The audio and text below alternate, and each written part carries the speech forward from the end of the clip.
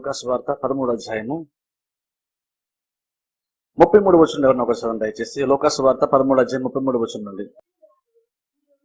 ఇక్కడ చూడండి, యేసుక్రీస్తు మాట్లాడుతున్నాడు యెరూషలేం పట్టణాన్ని చూసి, ఇజ్రాయెల్ ప్రజలను చూసి దేవుడు యేసుక్రీస్తు మాట్లాడుతూ ఏమంటున్నారంటే, అయినను నేడు రేపు ఎల్లుండి నా త్రోవ నేను పోవచ్చునవలను. ప్రవక్త గమనించండి, ఇక్కడ నుండి ప్రవక్త యెరూషలేమునకు వెలుపల నశింప వల్లపడదు.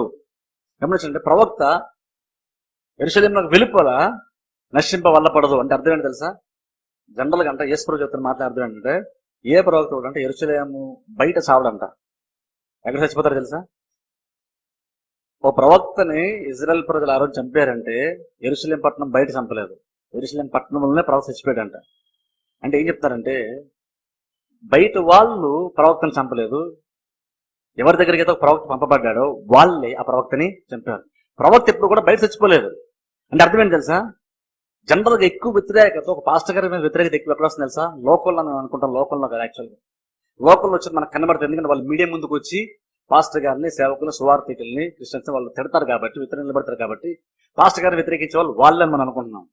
కానీ సైలెంట్ గా కూడా చాలా మంది విశ్వాసాల సంఘంలోనే కూర్చొని అదే పాస్టర్ కింద ఉంటూ అదే పాస్టర్ వ్యతిరేక కూడా మాట్లాడడం చాలా మంది ఉంటారు. అది వాళ్ళు బయటికి ఎందుకు బయట చెప్పుకుని అందరూ మన గురించి బ్యాడ్గా చెప్తారు కాబట్టి మనం బయటికి చెప్పం. ఒక అన్యుడైతే మైక్ తీసుకుని చెప్తాడు, కానీ ఒక బిలీవర్ మైక్ తీసుకొని చెప్పడు, కానీ ఖచ్చితంగా వ్యతిరేకనే మాట్లాడతాడు. అది అంటే మరో చోట యేసుప్రభు ఏం చెప్తారంటే, ఒక ప్రవక్త తన సొంత గ్రామంలో బంధువుల మధ్య తప్ప ఎక్కడ గణహీనుడు కాడు. అంటే ఒక ప్రవక్తకు వాల్యూ తగ్గిపోతుంది. ఎక్కడ తగ్గుతుందో తెలుసా? ఎక్కడ కాదంట, ఆయన పుట్టి పెరిగినటువంటి ఊరిలో, ఆయన కుటుంబంలో, ఆయన బంధువుల దగ్గర మాత్రమే వాల్యూ తక్కువ ఉంటున్నారు. ఊరు దాటి బయటకు వెళ్ళండి, ఎంతో మంది దానికి వాల్యూ ఇస్తారంట. సొంత ఊరిలో కనుక ఉంటే వాల్యూ ఇవ్వరు. ఆలోచన పట్టుకుని చాలా మంది ఏంటంటే పుట్టిన ఊరిలో సేవ చేయరు. ఎందుకంటే పుట్టిన ఊరిలో చాలా మందికి ఆ వ్యక్తి చిన్నప్పుడు ఏం చేశారో తెలుసు, ఎలా ప్రవర్తించారో తెలుసు, చిన్నప్పుడు చూశారు కాబట్టి ఇప్పుడు పాస్టర్ గారు ఎవరు కూడా చూడరు. ఎందుకంటే ఒకసారి నేను కూడా ఇక్కడే పుట్టి పెరిగాను కాబట్టి నన్ను జనరల్ కొంతమంది మా క్లాస్ మీద కలిసి ప్రసన్న అని పిలుస్తారు. అది విశ్వాసంలో ఉంటే శనగలు కాశ అయితే ఇలా పెడతాను అనుకుంటారు. వాళ్ళు చిన్నప్పుడు జదాలు పట్టాలి, వాళ్ళు అలాగని చూశారు, బట్ అలాగని పిలుస్తారు. నేను అప్పుడు వేరు ఇప్పుడు వేరు, కానీ ఇప్పుడు నేను ఎలా ఉన్నాను, ఇప్పుడు నా స్థితిని అలా చూసి వాళ్ళు మాట్లాడరు. నన్ను చిన్నప్పుడు ఎలా చూశారు అలా చూసే మాట్లాడతారు. ఈ ప్రాబ్లం అంత ఉంటుందనే చాలా మంది పుట్టినూరులో సేవ చేశారు, పక్క ఊర్లోకి వెళ్ళి సడన్ గా సేవ చేస్తారు. అక్కడంటే అందరూ పాస్టర్ గారు అని తెలుసు, కానీ ఎంతమంది ప్రసన్న కుమార్ ఎవడో తెలియదు కాబట్టి ఎవరు కూడా ప్రసంగాన్ని పిలవరు, అందరూ కూడా అయ్యగారనో పాస్టర్ గారనో పిలుస్తారు కాబట్టి కంఫర్టబుల్గా ఉంటుంది. అంటే ఒక ప్రవక్త తన సొంత ప్రజల దగ్గర, సొంత గ్రామంలో తప్ప ఎక్కడ కూడా ఘనహీనుడు కాదు. అంటే ఘనత తక్కువ ఎక్కడ వస్తుంది? ఓ పాస్టర్ వాల్యూ ఎక్కడ తగ్గిపోతుంది అంటే సొంత దగ్గర వాల్యూ తగ్గిపోతుంది తప్ప బయట దగ్గర వాల్యూ తగ్గదు. ఇక్కడ యేసుప్రభు చెప్తూ, ఒక ప్రవక్త చచ్చిపోవాలంటే బయట చావడు, యెరూషలేములో చచ్చిపోతాడు. ఎందుకంటే యెరూషలేము వాళ్ళే చంపుతారు కాబట్టి. అందుకని కింద అంటున్నారు, యెరూషలేమా యెరూషలేమా ప్రవక్తలను చంపుచు. చూసారా? ప్రవక్తలను చంపుచు నీ యొద్దకు పంపబడిన వారిని రాళ్లతో కొట్టుచు ఉండుదానా? కోడి తన పిల్లలను తన రెక్కల కింద ఎలాగో చేర్చుకును, అలాగే ఎన్నో మార్లు నేను నీ పిల్లలను చేర్చుకునే వాళ్ళని ఉంటుంది, కానీ మీరు అల్లకపోతిరి. నేను ప్రవక్తను పంపించినప్పుడు మిమ్మల్ని హక్కును చేర్చుకోవడానికి, మిమ్మల్ని రక్షించడానికి, మిమ్మల్ని కాపాడడానికి నేను ప్రవక్తని మీ దగ్గరికి పంపిస్తున్నాను. కానీ ఎవరైతే మిమ్మల్ని కాపాడాలో, ఎవరి రెక్కల కింద అయితే మీరు ఉంటారని నేను వ్యక్తిని పంపిస్తున్నాను, ఎవరి ద్వారా అయితే మిమ్మల్ని నేను కాపాడాలని, కప్పాలని వ్యక్తిని పంపిస్తున్నాను, మీరు అసలు ఆ వ్యక్తిని మీరు చంపేస్తున్నారు. ఎంత ఎక్స్టెంట్ వెళ్ళిందంటే చివరికి యేసుప్రభుని కూడా వీళ్ళే చంపేస్తారు. గమనించండి, ఇదేంటంటే వ్యతిరేకత ఏంటంటే జనరల్ బయట తక్కువే. బయట వ్యతిరేకతని ఈజీగా జయించవచ్చు ఎవరైనా సరే. సంఘానికి ఒక సమస్య బయట ఉండాలంటే సంఘం ఈజీగా చేస్తుంది, కానీ సంఘానికి సమస్య సంఘంలో ఉండి రానివ్వండి, అది పెద్ద సమస్య. పాస్టర్ గారికి బయట ఉండే సమస్య వస్తే పెద్ద ప్రాబ్లమే కాదు, కానీ చర్చిలో ఉండే ప్రాబ్లం వచ్చింది అనుకోండి, అది చాలా పెద్ద ప్రాబ్లం. ఎందుకంటే బైబిల్ వేసుకుని చెప్పి తనకు తానుగా వేరుపడిన ఏ రాజ్యమైనా ఏ ఇల్లైనాను నిలబడదు. ఎందుకు చెప్తున్నా తెలిసిన మాట? మనం ఏంటంటే నేను ఏదైనా చేస్తున్నప్పుడు, ఒక పాస్టర్ గారు ఏదైనా చేస్తున్నప్పుడు అది మీ జ్ఞానానికి మించింది కాబట్టి, నేను నాకున్న ఎక్స్పీరియన్స్ బట్టి ఎంత ముందుకు వెళ్ళాను, మీరు ఇంకా ఆ ప్లేస్కి రాలేదు కాబట్టి, నేను ఆ వ్యూతో చూస్తున్నప్పుడు మీకు అది అర్థం కాదు కాబట్టి, ఎలాగైతే వాళ్ళు మోషే వాగ్దానం చేసి నడిపించడానికి మోషే వెళ్తే మోషేని వాళ్ళు తృణీకరించారో, ఎలాగైతే యోసేపు ద్వారా యాక్చువల్గా వీళ్ళు పోషింపబడవలసి ఉంటుండగా అది తెలియక వీళ్ళు యోసేపుని కుదుర తోశారు. అలాగనే చాలా మంది విశ్వాసాలు కూడా ఈ రోజు పాస్టర్ని వ్యతిరేకిస్తారు. యాక్చువల్గా ఆయన ద్వారానే చాలా ఆశీర్వాదాలు వస్తున్న విషయం చాలా మంది మర్చిపోతారు. మోసం వ్యతిరేకించకపోవచ్చు, కానీ కూడా చేస్తాం. ఒకళ్ళు మనకు మంచి వాళ్ళు అనుకోండి, వ్యతిరేకించలేదు అనుకోండి, ఒకటి చేస్తాం, చెప్పింది పెద్దగా పట్టించుకోం, చెప్పిందని సీరియస్గా తీసుకోం. ఎందుకంటే అది మనకు పెద్ద ఇష్యూ కాదు, అది క్యాజువల్గా తీసుకుంటాం. దేవుడు ఏ రూపంలో మనల్ని ఆశ్రయించడానికి ఇష్టపడ్డాడు, ఏ రూపంలో మనల్ని ఎక్కడ నడిపించడానికి ఇష్టపడ్డాడో అది తెలుసుకోకపోతే మనకి సపోర్ట్ చేయవలసిన దాన్నే మనం తృణీకరిస్తున్నామేమో అని ఆలోచించుకోవాలని చెప్తున్నాను. అందుకంటే చూడండి, ఏం చేయాలి తెలుసా, ఒక్కొక్కసారి మీకు అర్థం కాకపోయినా సరే మీరు ఫాలో అవడం నేర్చుకోవాలి. కొన్ని విషయాలు తెలియకపోయినా సరే చెప్పారు కాబట్టి నా మంచి కొరకే అని అనుకోండి, దాన్ని వెంటనే చేయగలిగితే దానివల్ల ఆశీర్వాదం. కానీ ఎందుకు చెప్పుంటారు అని కనుక మీరు ఇంటికి వెళ్ళా కూర్చొని ఆలోచించి దాని వెనకాల నేనేమనుకున్నాను మీరు అన్ని ఆలోచించని లాజికల్ తీశారు అనుకున్నారు. మీరు ఏం చేస్తారంటే ఆ జడ్జిమెంట్ ఎప్పుడైతే మీరు ఇస్తారో మీకు చాలా విషయాలు మీరు ఆశీర్వాదాలు మిస్ అయ్యే ఛాన్స్ ఉంటుంది. ఎందుకంటే జస్ట్ నాకేదో ప్రాలోచన కాదు, బైబిల్లో కూడా అదే జరుగుతొచ్చింది. బైబిల్లో ఇజ్రాయెల్ ప్రజలు ప్రవక్తను చంపారంట. మన ప్రవక్త వాళ్ళు గౌరవిస్తున్నా, ప్రవక్తను చంపేశారంట వాళ్ళు. కానీ దేవుడు నేను కాపాడాలనుకున్నాను, కానీ మీరు చంపేస్తున్నారు. దేవుడు ఎలా కాపాడాలనుకున్నాడు వీళ్ళని? వాళ్ళు ప్రమాదం ఉన్నప్పుడు వాళ్ళని హెచ్చరించడానికి ఒక వ్యక్తి కావాలి, వాళ్ళ మార్గం తప్పిపోతున్నప్పుడు వాళ్ళని సరిదిద్దడానికి ఒక మనిషి కావాలి. ఆ మనిషిని పంపిస్తే, ఆ మనిషిని చంపేస్తే యాక్చువల్గా వీళ్ళు ప్రమాదం పొంచున్నప్పుడు ప్రమాదం పొంచున్న విషయం కూడా వాళ్ళకి తెలియదు. అలాగని వీళ్ళు ప్రమాదంలో పడతారు. దేవుడు కాపాడాలంటే వ్యక్తి దగ్గరికి ఫస్ట్ వ్యక్తిని పంపిస్తున్నాడు. దేవుడు ఇజ్రాయెల్ ప్రజల్ని విడిపించాలన్నప్పుడు మోషేని పంపించాడు. అలాగనే యాకోబు కుటుంబాన్ని కాపాడాలన్నప్పుడు దేవుడు యోసేపుని ఏర్పాటు చేసుకున్నాడు. యోసేపు దాన్ని సేవ తీసుకున్నాడు కాబట్టి వాళ్ళ అన్నిలుగా నచ్చకపోయినా సరే తరచుగా వీళ్ళు అదే మాట చెప్తున్నాడు, నాకు ఎలా వచ్చింది దర్శనం, నాకు ఎలా వచ్చిందని చెప్తూ వచ్చాడు.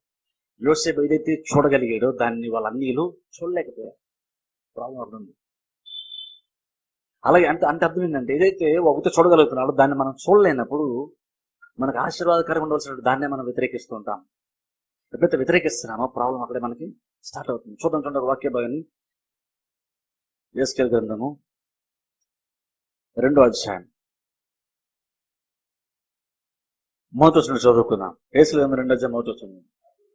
ఇక్కడ చూడండి, దేవుడు యెహెజ్కేలుతో మాట్లాడుతూ యెహెజ్కేలు ఏర్పాటు చేసుకొని ఏమన్నాడంటే, నేను నీకు ఏదైతే చెప్తున్నానో, నేను నీకు చెప్పింది, నీ నోట్లో నేను ఏ మాట అయితే పెట్టానో ఆ మాట నువ్వు వాళ్ళకి ప్రకటించు అని దేవుడు చెప్పాడు.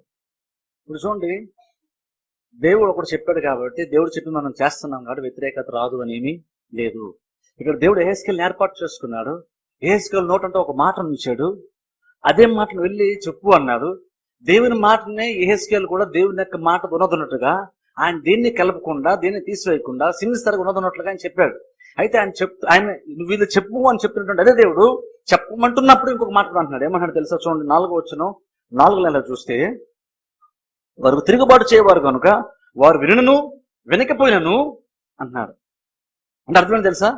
దేవుడు అన్నాడు, నువ్వు చెప్పాల్సింది నువ్వు చెప్పే, వాళ్ళు విన్నా వినకపోయినా నువ్వు చెప్పాల్సింది చెప్పేసేయి.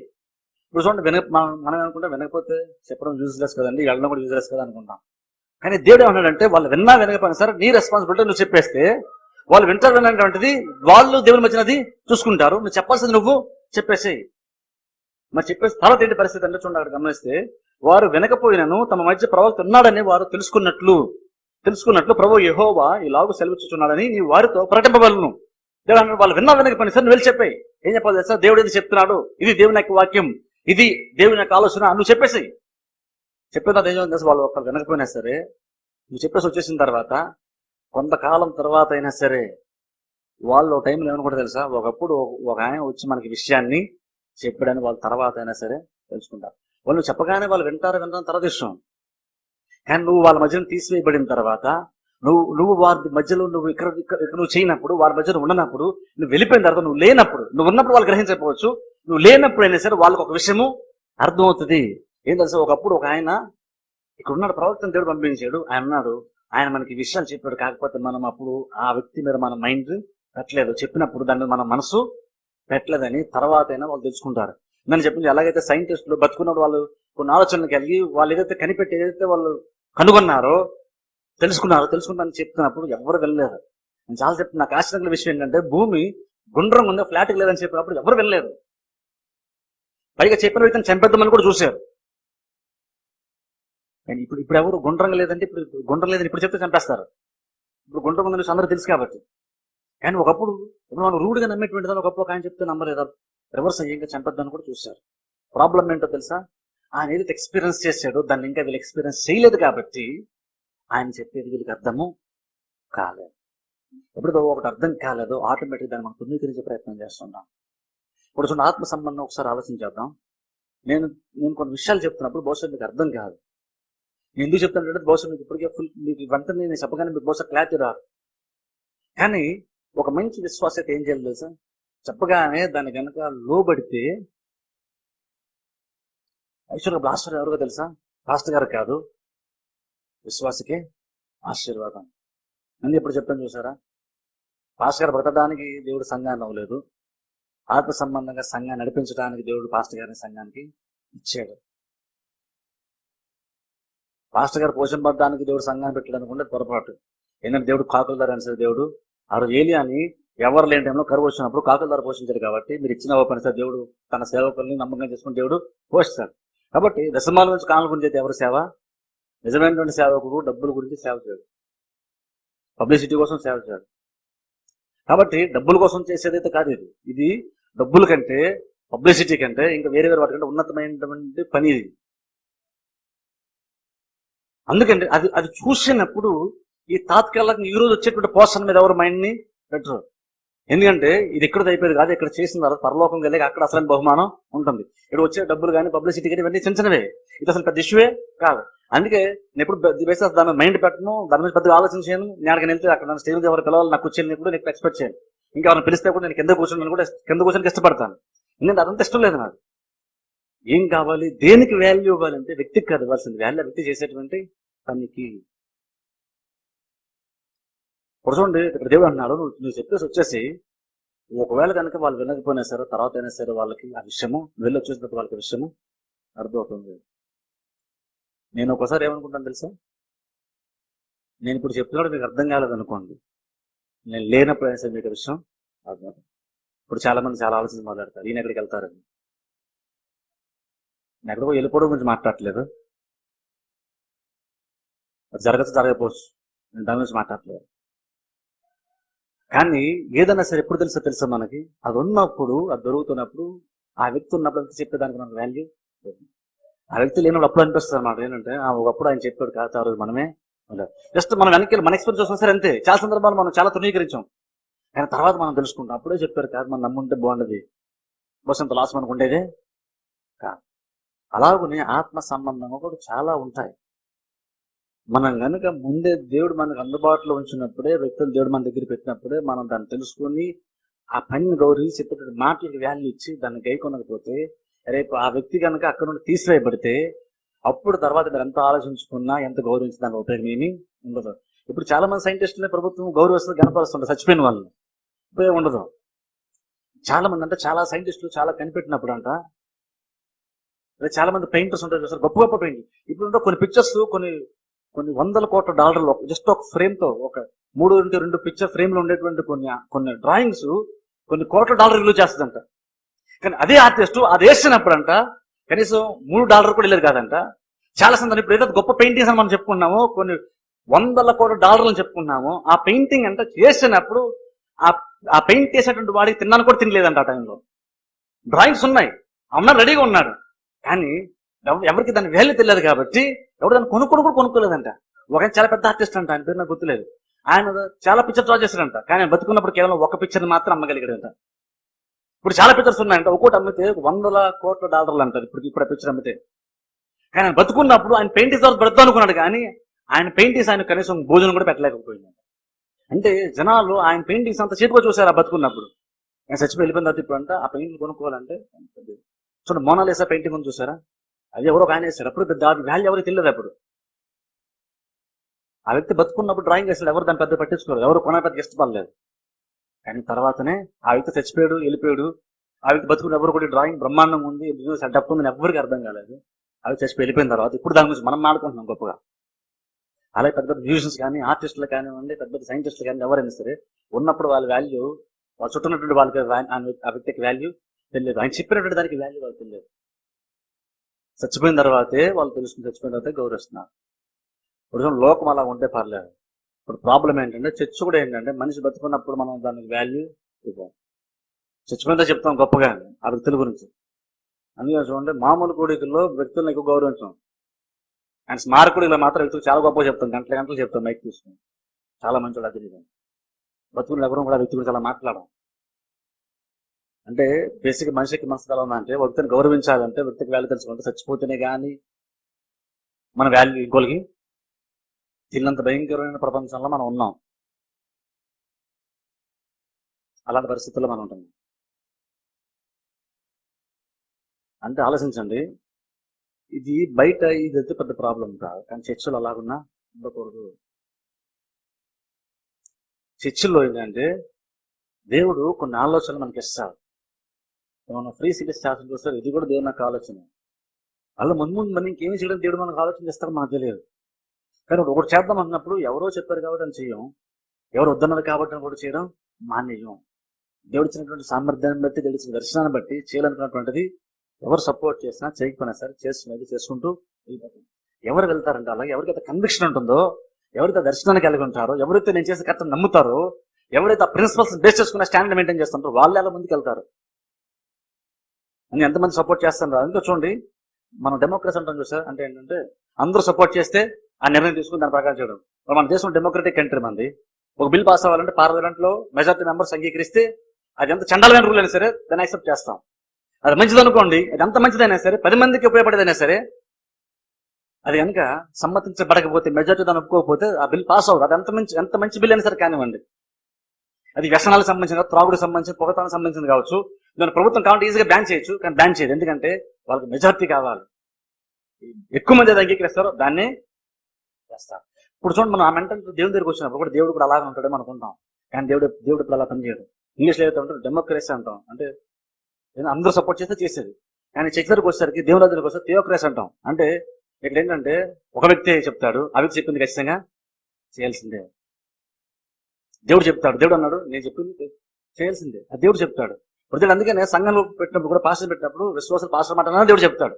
దేవుడు ఎక్కడ కూడా అందరూ అంగీకరిస్తే ఆ పని చేయండి, మెజార్టీ చూడండి. దేవుడు అక్కడ ఓట్లు ఎలక్షన్ అనేటువంటి చర్చస్ లో ఉండవు. కొన్ని చోట్ల జరుగుతున్నాయి, యాక్చువల్ అయితే బైబిల్ ప్రకారం కరెక్ట్ గానే కాదు. అని ఎప్పుడు కూడా మీరు చెప్పిన పాస్టర్ చేయరు అని ఎప్పుడు అనుకోకూడదు. మీరు గుర్తుపెట్టుకోండి, నేను చెప్పిన పాస్టర్ ఎప్పుడు చేయరండి, ఆయన రెస్టారెంట్ చేస్తారని ఎప్పుడు మీరు అనుకోకూడదు. చాలా మంది అలా అనుకుంటారు, అలా అనుకోకూడదని చెప్తున్నాను. నాకు ఇష్టం వచ్చింది ఇక్కడ చేయడానికి వీలు లేదు, నాకు ఇష్టం వచ్చింది కూడా నేను చేయను యాక్చువల్గా అయితే. కాబట్టి అది కళ్ళలో కూడా జరగదు యాక్చువల్గా అయితే. ఏం జరుగుతుంది అంటే, ఏదైతే మీకు ఉపయోగపడుతుందో, ఏదైతే నాకు ఉపయోగపడుతుందో, ఏదైతే మనకు ఉపయోగపడుతుందో, ఏది చేస్తే సంఘానికి క్షేమాభివృద్ధి అనుకున్నానో దాన్ని మాత్రమే చేస్తాను.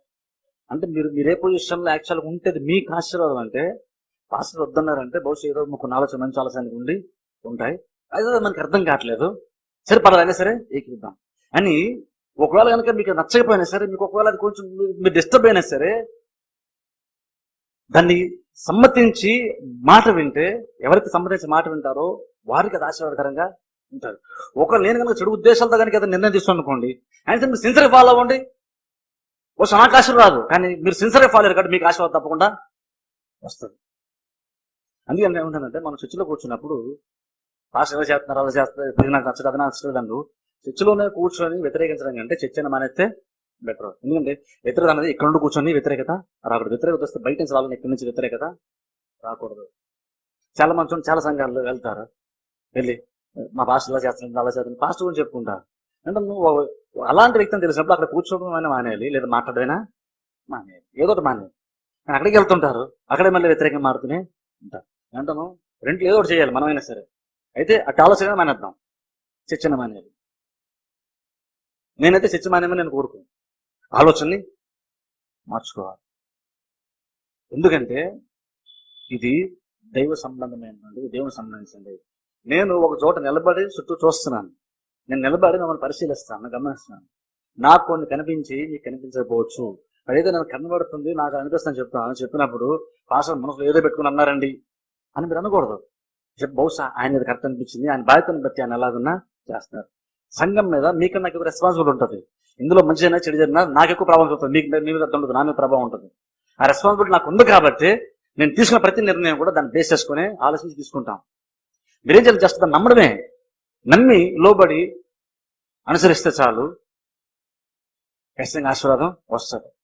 మోషే ఆశీర్వాదకరంగా మారాలి, ఇజ్రాయెల్ ప్రజలకి వ్యతిరేకించారు. యోసేపు ఆశీర్వాదకరంగా మారాలి, కానీ వీళ్ళు వ్యతిరేకించారు. అలాగే ఒకసారి మనకి ఎవరైతే ఆశీర్వాదకరంగా మారాలని విడిపెట్టాడో ఒకసారి వాళ్ళని వారి ఆలోచనలు మనం వ్యతిరేకిస్తుంటాం. అందుకనే ఇది తెలుసుకోండి, దేవుడు మనం ఎందుకు పెట్టాడు ఆలోచించుకుంటే. ఏంటంటే మీరు ఆశీర్వదింపడితే నేను ఆశీర్వదింపడతాను, నేను ఆశీర్వదింపడితే మీరు ఆశీర్వదింపడతారు. అది గమనించి ఉన్నా సరే సర్దుకొని లోబడుతూ కనుక ముందుకు కొనసాగనుకోండి. ఈ రోజు మీరు చూడలేంది రేపు భవిష్యత్తులో మీరు చూస్తారు. అప్పుడు మీకు అర్థమవుతుంది, అప్పుడు ఇంకా సంతోషిస్తారు, అప్పుడు ఇంకా సంతోషంగా దేవుల్లో మనం బలంగా కొనసాగలుగుతాం. కాబట్టి అది గమనించండి. ఆ దర్శనం నాకు ఉంటుంది. మీరు గమనించలేకపోయినా, మీరు చూడలేకపోయినా సరే నమ్మి అనుసరిస్తే ఒక టైం వచ్చినప్పుడు అందరికి అన్ని విషయాలు అర్థమవుతాయి. అందుకనే దేవుని ఎంత నమ్ముతున్నామో పాస్టర్ కూడా అంతగానే నమ్మాలి. నోకరించి ప్రార్థన చేసుకోండి.